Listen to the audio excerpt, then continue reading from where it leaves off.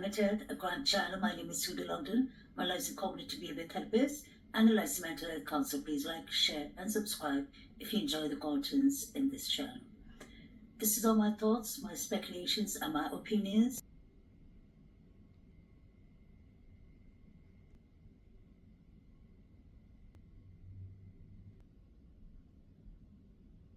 All the truth from her autopsy report, and we were given her autopsy report on a thumb drive during the sentencing.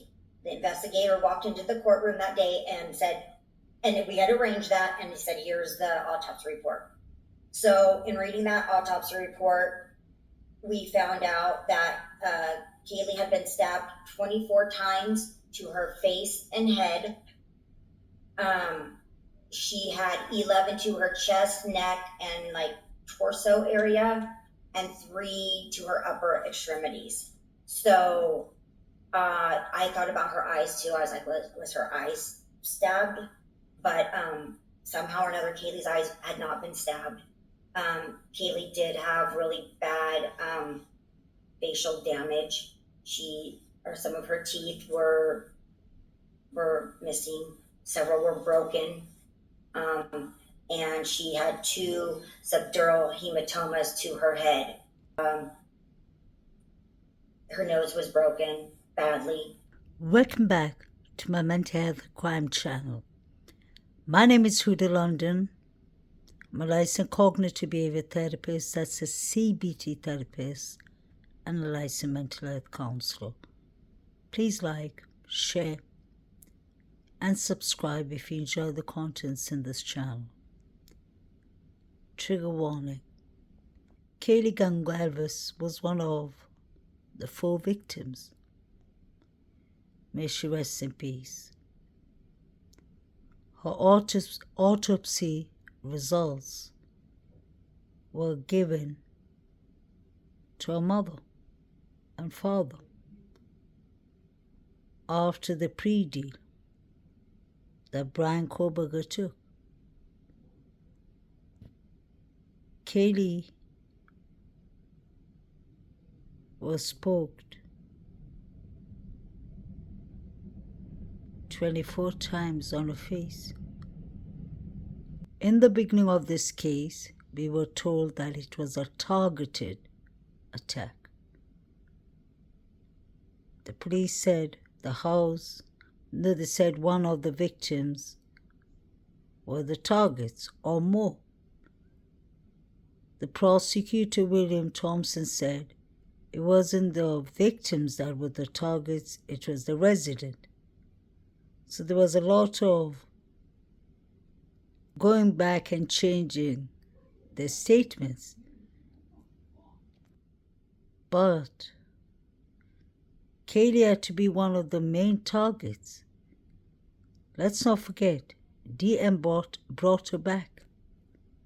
DM said in a memorial that she brought KAYLEE back to be a plus one. Some group, whether it's SORITIES, JACT, Crime of Passion, whether it was about rugs, somebody really wanted KAYLEE badly. May she rest in peace. KAYLEE and Ethan, in my opinion, were both important targets. They both were brutally unalived. I've always said, out of the 4 victims, I've always said from the beginning that one of the main targets had to be on the 2nd floor, and one of the main targets had to be on the 3rd floor. If you go back to the beginning of my channel, I've mentioned KAYLEE and Ethan. This is all my speculations and my thoughts. That comes with the theory that was coming from the call itself from the very beginning. There was a lot of talk about Showalter that he had 2 targets, although he says he does not know KAYLEE. KAYLEE and Ethan. Isn't that strange? But Jack D is my first suspect, in my opinion only. Nothing of his reports makes sense, and his professor was concerned for him. On the right-hand side, you have Molly Gray. She was one of the girls paying the Venmos. Isn't that strange? I wouldn't be surprised if it was women who were poking KAYLEE's face with a sharp object.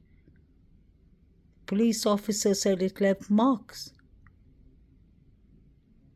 But the parents and Nancy Gray and everyone saying KAYLEE was poked in the face 24 times. This was about hate,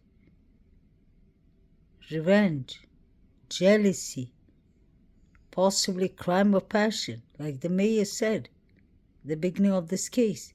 Jack D, his hands don't look right to me, in my opinion. Poor girl. KAYLEE did have a stalker, or KAYLEE had a lot of haters. KAYLEE started studying from home for a reason. She knew people were out for her, in my opinion. And DM's story isn't making sense at all. KAYLEE was dancing in the nasty living room.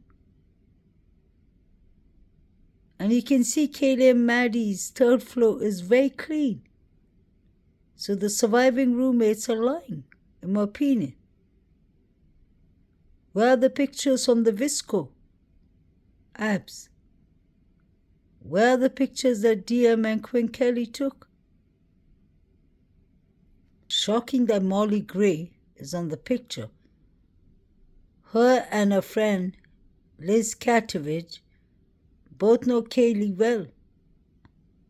And Liz Katovich's brother from the Sigma Chi, Jack Katovich, started the Venmos and the GoFundMe for Ethan. And we know KAYLEE had problems in her sororities. Strangely enough, the girl on the right-hand side is the girl Zana allegedly was watching last on TikTok that she liked. So this girl knows Zana and KAYLEE.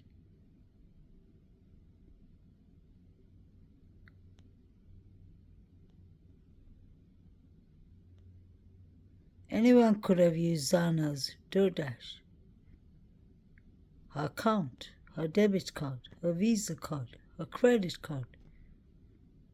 Everything is on phone devices these days. Somebody could have ordered on Zana's phone just to change the timeline, in my opinion. So KAYLEE definitely had a stalker. Maybe that's the reason KAYLEE was sleeping at Maddie's room. She was scared. KAYLEE was brought back by DM as a +1.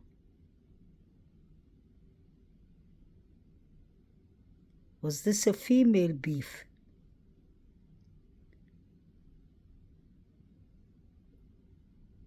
Jack D wasn't doing right, according to his professor. Maddie had 3 mixed male, unidentified male DNAs under her fingers. Number 9 is the first person that comes across my mind. And the people at the corner club. Maddie must have touched and hugged many people. But she could have been fighting for her life too. But whatever number 9 gave Maddie, I believe, could have OD'd her. Why were people talking about the students ODing in the beginning, before 911 even came? It's important to go back to the beginning. Although some people consider that not to be important, they consider that as rumors. But guess what? Nobody has facts in this case. Jack D called KAYLEE for 17 minutes and he doesn't remember picking up the call. The police asked him to draw each and every room in 1122 King Road. Why was he asked that? Why did he look so shabby when the police came to 1122 King Road? 5 to 6 drops of red liquid was found in his house. His own professor was concerned for him. Nothing with Jack D makes sense. Bullet fragments was found in his house, although he shares the house with many other people. I believe WSU came. Jack D was the first person. I've been observing this case from day one, and Jack D and the Davids were people, and Jack Showalter that I was looking at closely, because rumors were coming from the college. People were scared to talk in the college. But crime of passion? Yes. Why did this young man not go to the mental health team like he was sent to? Why did he get himself a lawyer when he was with the police? He got himself an attorney. He refused to talk to the police in the middle of the interview. KAYLEE was leaving to Texas to start a new life. She's going to take Murphy with her. And Jack D wasn't handling it well, according to his own professor. That's in the reports. That is not something I've just made up. The DNA that was found in his house is concerning. His behavior, according to his professor, was concerning. He was missing classes. He did not look right at the crime scene. He was hiding one arm behind him. His fingers did not look right.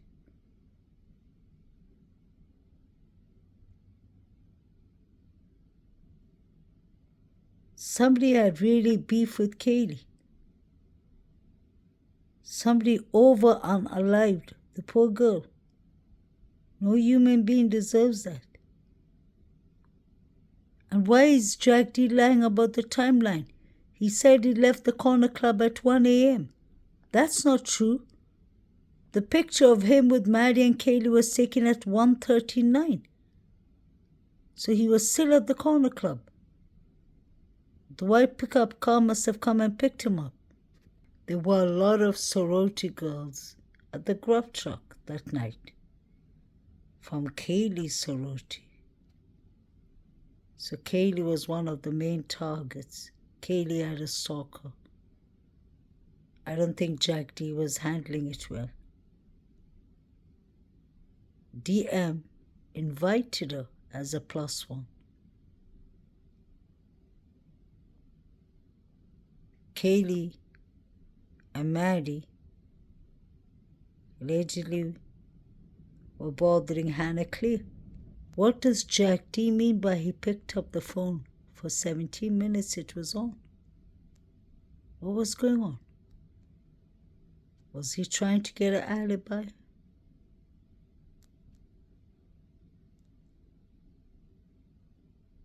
Why would KAYLEE be dancing in the nasty, dirty living room with cups and alcohol everywhere?